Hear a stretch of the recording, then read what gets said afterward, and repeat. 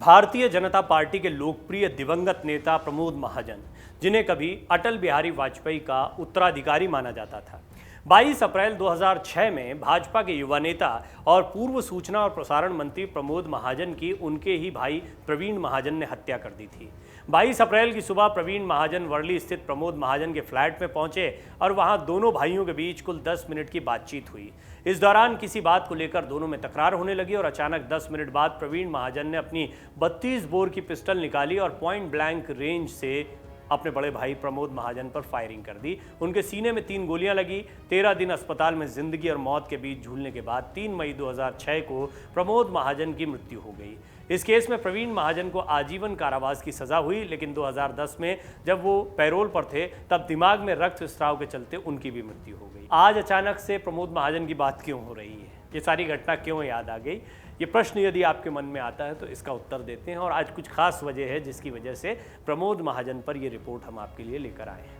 दरअसल ये सब हम आपको आज इसलिए बता रहे हैं क्योंकि हम आपको प्रमोद महाजन के एक वीडियो के बारे में बताने वाले हैं जो उन्होंने संसद में अपनी बात रखी थी। उसका वीडियो ज़बरदस्त तरीके से वायरल हुआ। आज उनकी बात कैसे प्रासंगिक है और क्यों जमकर वायरल हो रही है, ये समझने की कोशिश करेंगे। पहले ये वीडियो क्या है, इसके बारे में आपको बताते हैं। इस समय सोशल मीडिया पर जमकर उनका ये वीडियो वायरल हो रहा है। चीन के एक दौरे पर भाजपा के दिवंगत नेता प्रमोद महाजन ने एक वाकया 1997 में संसद में पेश किया था। तब उन्होंने बताया था कि जब चीन के लोगों ने सुना कि वो सदन में सबसे बड़ी पार्टी होने के बाद भी विपक्ष में बैठे हैं, तो उनका कहना था कि चीन के नेता भी उनकी बात सुनकर चौंक गए थे। लोकसभा में प्रमोद महाजन ने लोकतंत्र का दिलचस्प उदाहरण पेश करते हुए चीन दौरे की बात कही थी।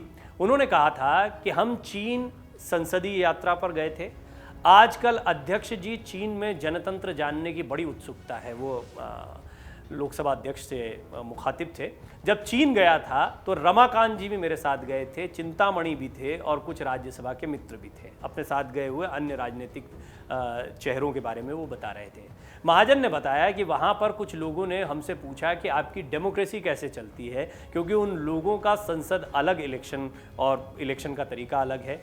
इस पर रमाकांत जी ने मुझे कहा कि इन्हें बताइए हमारे यहाँ डेमोक्रेसी कैसे चलती है। तो मैंने उन्हें बताया कि मैं प्रमोद महाजन हूँ, मैं लोकसभा का सदस्य हूँ, मैं सबसे बड़ी पार्टी से हूँ और हम विपक्ष में हैं। इस पर चीनी व्यक्ति ने मुझे देखकर कहा कि आपकी पार्टी के पास सबसे ज़्यादा सांसद हैं। मैंने कहा हाँ। प्रमोद महाजन ने बताया कि फिर उन्होंने चिंतामणि जी की ओर इशारा करते हुए कहा कि ये संसद में दूसरी सबसे बड़ी पार्टी हैं, लीडर हैं, लेकिन ये सरकार के बाहर रहकर सरकार का समर्थन कर रहे हैं। फिर उन्होंने दूसरे नेता के बारे में बताया कि इनकी पार्टी तीसरी सबसे बड़ी पार्टी है और ये फ्रंट के अंदर हैं और सरकार से बाहर हैं। फिर उन्होंने रमाकांत जी के बारे में बताया कि ये अपनी पार्टी के अकेले मेंबर हैं और इन्हीं की सरकार है। गौरतलब है कि अमित शाह से पहले भाजपा में प्रमोद महाजन को एक मास्टर रणनीतिकार माना जाता था और इस तरह के वाकये बहुत ही कुशल वक्ता थे, बहुत ही सम्मोहक वक्ता थे वो। ये प्रमोद महाजन थे जो 2004 के राष्ट्रीय चुनाव अभियान में भाजपा के चुनाव प्रबंधक थे और महाराष्ट्र में शिवसेना भाजपा गठबंधन के पीछे का दिमाग भी इनका था। वो अटल बिहारी वाजपेयी की दोनों सरकारों में केंद्रीय मंत्री थे। महाजन उन कुछ राजनेताओं में से एक थे जिन्होंने 2004 के हार की पूरी जिम्मेदारी ली थी, फिर भी उन्हें संकट मोचक के रूप में देखा गया। वो वाजपेयी और आडवाणी दोनों के करीबी सहयोगी थे। 2003 के राजस्थान विधानसभा चुनाव में भाजपा की जीत के लिए भी उन्हें श्रेय दिया गया था। अब महत्वपूर्ण बात यह है कि प्रमोद महाजन एक ऐसा चेहरा रहे जो एक बेहतरीन रणनीतिकार थे। आज की तारीख में महाराष्ट्र की राजनीति में देवेंद्र फडणवीस ने जो भूमिका निभाई है या नितिन गडकरी जो भूमिका निभाते हैं, एक समय पर प्रमोद महाजन उसके मास्टरमाइंड माने जाते थे और सिर्फ राज्य की राजनीति नहीं बल्कि केंद्र की राजनीति में भी उनका खासा दखल रहता था। इस उदाहरण में जो वीडियो वायरल हो रहा है उसमें लोकतंत्र की वो ये परिभाषा, हालांकि ये लोकतंत्र की एक अच्छी व्यवस्था है लेकिन कई बार इसकी आलोचना भी होती है। जैसे कि शिवसेना ने एनसीपी और कांग्रेस के खिलाफ चुनाव लड़ा, बीजेपी के साथ मिलकर चुनाव लड़ा। तो मैं भी कई बार ये सवाल अपने राजनीतिक बहस के दौरान पूछता हूँ और मैंने कई बड़े नेताओं से इस सवाल को किया तो आश्चर्य होता था, उन लोगों के पास भी बहुत स्पष्ट जवाब नहीं होता है कि आपने जिनके खिलाफ चुनाव लड़ा और जिनके खिलाफ जनता से वोट मांगा चुनाव में, उन्हीं के साथ मिलकर आप सरकार बना लेते हैं। क्या ये जनता के साथ बड़ा धोखा नहीं होता है? होता है, लेकिन ये एक व्यवस्था है और हमारे लोकतंत्र की इस व्यवस्था में या हमारे चुनाव की इस व्यवस्था में कई ऐसी चीज़ें होती हैं जो कष्टकारक लगती हैं, इसके बावजूद होती हैं। और महाराष्ट्र की राजनीति में जो सियासी उठापटक देखने को मिली वो इसी का एक अंजाम है, जब बीजेपी शिवसेना साथ मिलकर लड़े और जनता ने, जिन्होंने शिवसेना को वोट किया, वो कांग्रेस एनसीपी के खिलाफ किया और इन्हीं कांग्रेस एनसीपी के साथ मिलकर शिवसेना ने सरकार बना ली। तो कुल मिलाकर ये जनादेश के भी विपरीत चीज़ दिखाई देती है, लेकिन ऐसा कई जगह पर होता है। बीजेपी ने भी कई जगह ऐसा किया है। बीजेपी तो कश्मीर जैसी जगहों पर भी ऐसे समीकरण बना चुकी है जिनके बारे में किसी ने नहीं सोचा था, या नीतीश कुमार से उनकी दूरियों के बावजूद हम देखते हैं किस तरह के समीकरण बनते हैं।